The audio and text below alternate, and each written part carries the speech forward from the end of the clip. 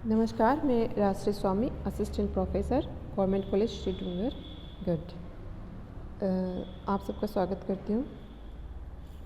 बच्चों, आज हम पढ़ेंगे भारतीय संविधान में वर्णित अनुसूचियों के बारे में कि इन जो संविधान में अनुसूचियाँ दी गई थी, मूल रूप से संविधान में 8 अनुसूचियाँ थी।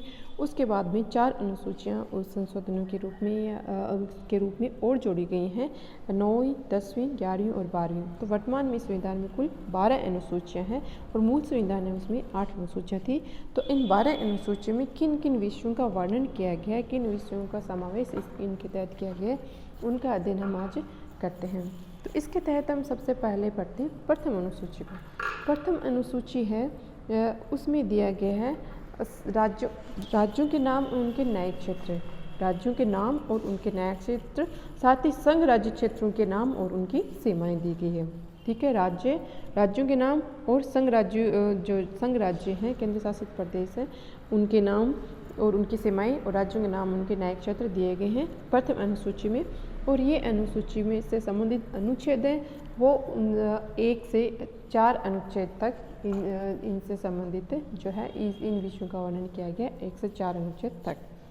द्वितीय अनुसूची है, वो द्वितीय अनुसूची में जो प्रमुख भारत के प्रमुख जो पद हैं उन पदों के बारे में दिया गया है। उनके पद कौन कौन से हैं? भारत के राष्ट्रपति, राज्यों के राज्यपाल, प्रमुख पद भारत के राष्ट्रपति, राज्यों के राज्यपाल, लोकसभा के अध्यक्ष और उपाध्यक्ष, राज्यसभा के सभापति और उपसभापति, राज्य विधानसभाओं के अध्यक्ष और उपाध्यक्ष, राज्य विधान परिषदों के सभापति और उपसभापति, सर्वोच्च न्यायालय के न्यायाधीश, उच्च न्यायालयों के न्यायाधीश और भारत के नियंत्रण एवं महालेखा परीक्षक से संबंधित अनुच्छेद हैं द्वितीय अनुसूची में। ठीक है, जो महत्वपूर्ण भारत के जो पद हैं उन पदों के बारे में विवरण है अनुच्छेद दूसरी अनुसूची में। और इस अनुसूची में कि वेतन एवं भत्तों से संबंधित उनका निर्धारण किया गया है। और इसमें संबंधित अनुच्छेद है 59, 65, 59, 65, 75, 97, 125, 148, 158, 164, 186 और 221 जो अनुच्छेद है उनमें इन पदों के संबंधित विवरण दिया गया है। तीसरी अनुसूची आती है। इस अनुसूची में जो प्रमुख पद हैं उनके शपथ का प्रतिज्ञान प्रारूप उनका दिया गया है कि किस प्रारूप में ये जो पद हैं वो शपथ लेंगे। तो इसके तहत किन किन जो पदों का उसमें विवरण है, जो शपथ की प्रक्रिया उनकी क्या होगी, शपथ में किन का प्रारूप क्या होगा। तो उनमें जो प्रमुख पद हैं वो है संघ के मंत्री का पद। आप इनको पद हैं उनको ध्यान से पढ़िएगा कि संघ के मंत्री का पद, जो मंत्री हैं केंद्रीय सरकार के, उनके मंत्री, संसद के निर्वाचन हेतु अभ्यर्थी, संसद के सदस्य, जो निर्वाचन हेतु जो अभ्यर्थी उम्मीदवार हैं उनका शपथ। इसके अलावा संसद के जो सदस्य बन जाते हैं उनकी शपथ, सर्वोच्च न्यायालय के न्यायाधीश, भारत के नियंत्रण एवं महालेखा परीक्षक, राज्य मंत्री, राज्य विधानमंडल के लिए निर्वाचन के लिए जो अभ्यर्थी हैं उम्मीदवार हैं वो, राज्य विधानमंडल के जो सदस्य निर्वाचित होकर आते हैं वो, और उच्च न्यायालय के न्यायाधीश, इन सब की शपथ है उनका प्रारूप अनुसूची 2 में दिया गया है। ठीक है, ये जो 9 प्रमुख पद हैं उनका विवरण है वो द्वितीय अनुसूची में दिया गया है। और इन पदों के लिए जो व्यक्ति होंगे वो किस तरह से अपनी शपथ लेंगे उसका प्रारूप तीसरी अनुसूची में दिया गया है। वो संबंधित अनुच्छेद कौन सा है? 75, 84, 99, 124, 146, 173, 188 और 219। आगे हम चौथी अनुसूची के बारे में पढ़ें तो चौथी अनुसूची में राज्यों और केंद्र शासित जो प्रदेश हैं उनके राज्यसभा भी सीटों का आवंटन है। तो चौथी अनुसूची में क्या है? राज्यसभा के सीटों का आवंटन कहाँ से? राज्यों और केंद्र शासित प्रदेशों के लिए किस राज्य और केंद्र शासित प्रदेश में किस हिसाब से राज्यसभा की सीटों का आवंटन होगा। तो ये है चौथी अनुसूची में। यह भी आप अक्सर पूछा जाने वाला प्रश्न है कि राज्यसभा में सीटों का आवंटन किस अनुच्छेद के तहत किया गया है, किस अनुसूची के तहत किया गया है, तो वो अनुसूची है चौथी अनुसूची और इससे संबंधित अनुच्छेद है 4 एवं 80। 5वीं अनुसूची में अनुसूचित और जनजातीय क्षेत्रों के प्रशासन एवं नियंत्रण के बारे में उपबंध है। अनुसूचित और जनजातीय क्षेत्र हैं, उनके प्रशासन तथा नियंत्रण के बारे में 244 अनुच्छेद से ये संबंधित है। 6ठी अनुसूची में असम, मेघालय, त्रिपुरा, मिजोरम के जनजातीय क्षेत्रों के उपबंध के बारे में उपबंध है। कितने राज्यों के बारे में है, जिसमें मुख्य 4 राज्य आते हैं 6ठी अनुसूची में। कौन कौन से 4 राज्य? असम, मेघालय, त्रिपुरा और मिजोरम। इन राज्यों के प्रशासन के बारे में उपबंध है। 5वीं अनुसूची में तो अनुसूचित और जनजातीय क्षेत्र जो है उनके प्रशासन के बारे में उपबंध है अनुच्छेद 244 के तहत। और 6ठी अनुसूची में जो प्रमुख राज्य हैं 4, असम, मेघालय, त्रिपुरा और मिजोरम, उनके जनजातीय क्षेत्रों के प्रशासन के उपबंध में है अनुच्छेद 244 एवं 275 के तहत। 7वीं अनुसूची आती है, इसमें शक्तियों का विभाजन किया गया संघ सूची, राज्य सूची और समवर्ती सूची के तहत। सूचियाँ किस अनुसूची में आती है? 7वीं अनुसूची में आती है। महत्वपूर्ण है कि सूचियों का विभाजन किस अनुसूची के तहत किया गया है, तो वो अनुसूची है 7वीं अनुसूची। और 7वीं अनुसूची में जो केंद्रीय संघीय सूची थी, उस सूची में जो हमारा संविधान निर्मित हुआ था उसमें मूल रूप से कितने विषय रखे गए थे? 97 विषय, ठीक है। और वर्तमान में इसमें फिलहाल कितने विषय? 100 विषय। तो संघ सूची में कितनी, केंद्रीय सूची भी कहते हैं इसको, और इस सूची में संघ सूची में कितने विषय रखे गए हैं? मूल रूप से 97 थे और वर्तमान में ये 100 विषय हो गए हैं। तो 100 विषय हैं वो संघ सूची में हैं। राज्य सूची में मूल रूप से 66 विषय थे और वर्तमान में जो 5 विषय हैं उनको समवर्ती सूची में डाल दिया गया है राज्य सूची से निकालकर। तो वर्तमान में राज्य सूची में 66 से 5 कम होने पर 61 विषय रह गए हैं। तो राज्य सूची में वर्तमान में 61 विषय हैं। समवर्ती सूची में चूँकि मूल रूप से 47 विषय थे, किंतु बाद में इसमें 47 में से 5 और जोड़ दिए, राज्य सूची के विषयों को समवर्ती सूची में शामिल कर लिया गया। तो 47 से फिलहाल हो गए 52 विषय। और ये राज्य एवं केंद्र के मध्य शक्तियों का विभाजन करता है, ये अनुच्छेद 246। तो 7वीं अनुसूची बहुत महत्वपूर्ण है। इसमें राज्यों और केंद्र के मध्य शक्तियों का विभाजन किया गया है सूचियों के माध्यम से। संघ सूची, राज्य सूची और समवर्ती सूचियों के माध्यम से। संघ सूची में 100 विषय हैं, राज्य सूची में 61 विषय हैं और समवर्ती सूची में वर्तमान में 52 विषय हैं। तो ये 7वीं अनुसूची से संबंधित विषय रखा गया है। 8वीं अनुसूची की बात करें, जो संविधान में 8 ही अनुसूचियाँ रखी गई थी और उनमें से अंतिम अनुसूची जो 8वीं अनुसूची थी, उसमें हमारे देश जो कि विविधतापूर्ण देश है और अनेक भाषाएं प्रचलित है, तो उस समय जो भाषाएं थी संविधान में उन भाषाओं को मान्यता दी गई थी। वो मूल भाषाएं थी 14 भाषाएं थी जिनको हमारे संविधान में मूल रूप से मान्यता दी गई थी जब हमारा संविधान बना था। लेकिन वर्तमान में इसमें कई भाषाएं और जोड़ दी गई है, तो वर्तमान में ये 14 से बढ़कर 22 हो गई है। तो वर्तमान में जो है 8वीं अनुसूची में कितनी भाषाएं हैं? 22 भाषाएं हैं। और प्रारंभ में जब हमारा संविधान लागू हुआ था उस समय इसमें 14 भाषाओं को शामिल किया गया था।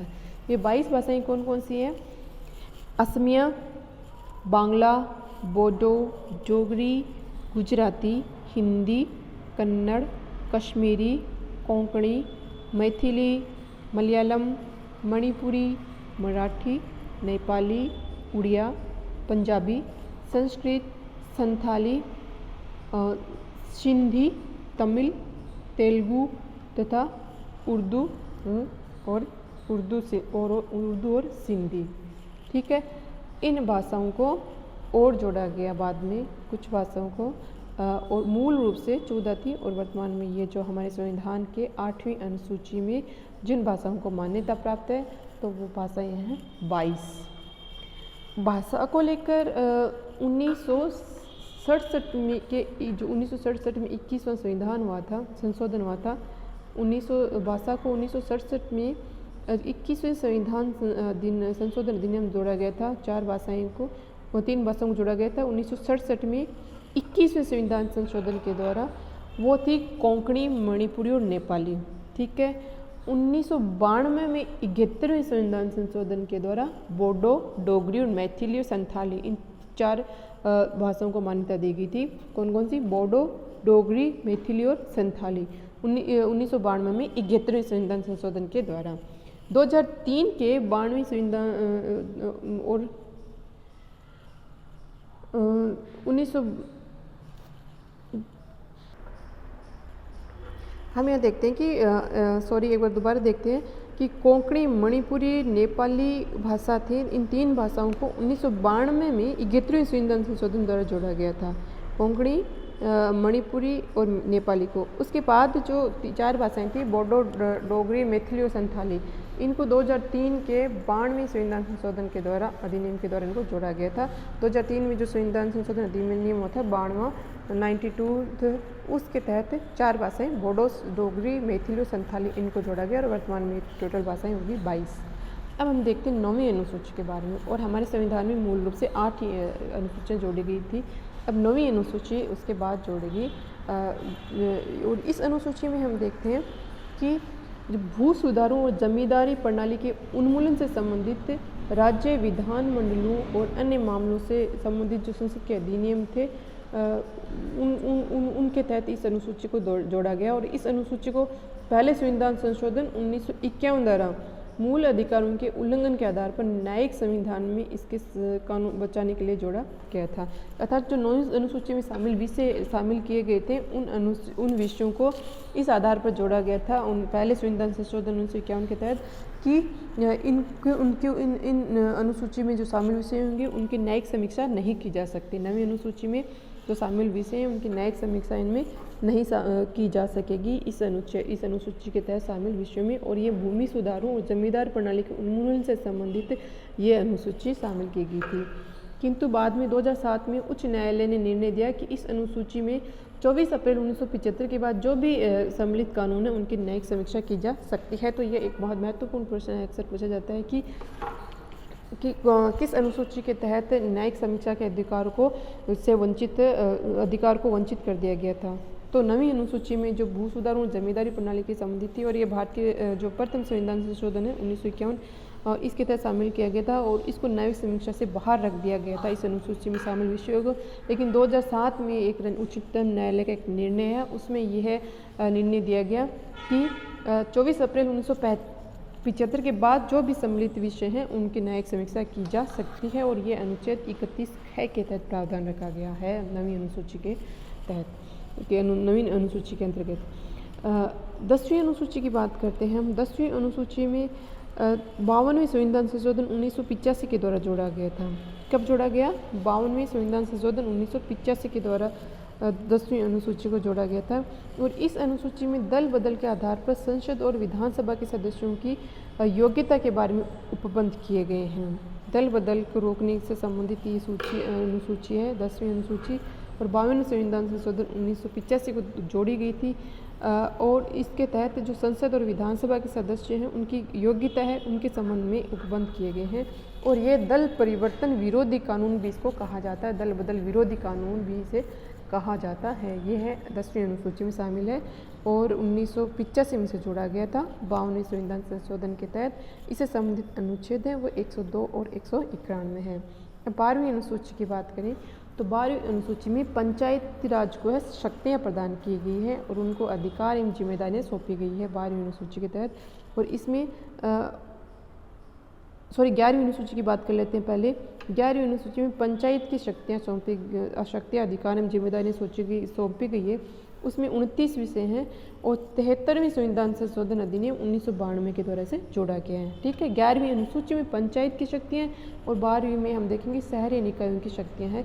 तो 11 अनुसूची में पंचायत की शक्तियाँ, अधिकार और प्राधिकार जिम्मेदारियाँ हैं। इसमें 29 विषय शामिल हैं। कितने विषय शामिल हैं? 11वीं अनुसूची में 29 विषय शामिल है और इसको जोड़ा गया 73वें संविधान संशोधन अधिनियम 1992 के द्वारा और इससे संबंधित अनुच्छेद है 243(6). अब इसी से संबंधित स्थानीय निकायों के स्थानीय स्वशासन से संबंधित है 11वीं और 12वीं अनुसूची। तो 11वीं अनुसूची जहाँ पंचायती राज से संबंधित है, वहीं 12वीं अनुसूची शहरी निकायों से संबंधित है। और इसके तहत नगर पालिकाओं की शक्तियाँ, प्राधिकार एवं जिम्मेदारियाँ इसमें दी गई है। 11वीं अनुसूची में जहाँ 29 विषय थे, वहीं इसमें 18 विषय रखे गए हैं और इसे 74वें संविधान संशोधन अधिनियम 1992 के द्वारा अनुच्छेद 243 ब के तहत जोड़ा गया। ठीक है, 11वीं पंचायती राज से संबंधित 29 विषय हैं और 73वें संविधान संशोधन 1992 के तहत जोड़ा गया। और अनुच्छेद 243(6) 12वीं अनुसूची नगर पालिकाओं की शक्तियाँ, प्राधिकार एवं जिम्मेदारियाँ हैं, इसमें कुल 18 विषय हैं और इसे 74वें संविधान संशोधन 1992 के द्वारा जोड़ा गया है। 243 ब से संबंधित ये विषय रखे गए हैं। धन्यवाद।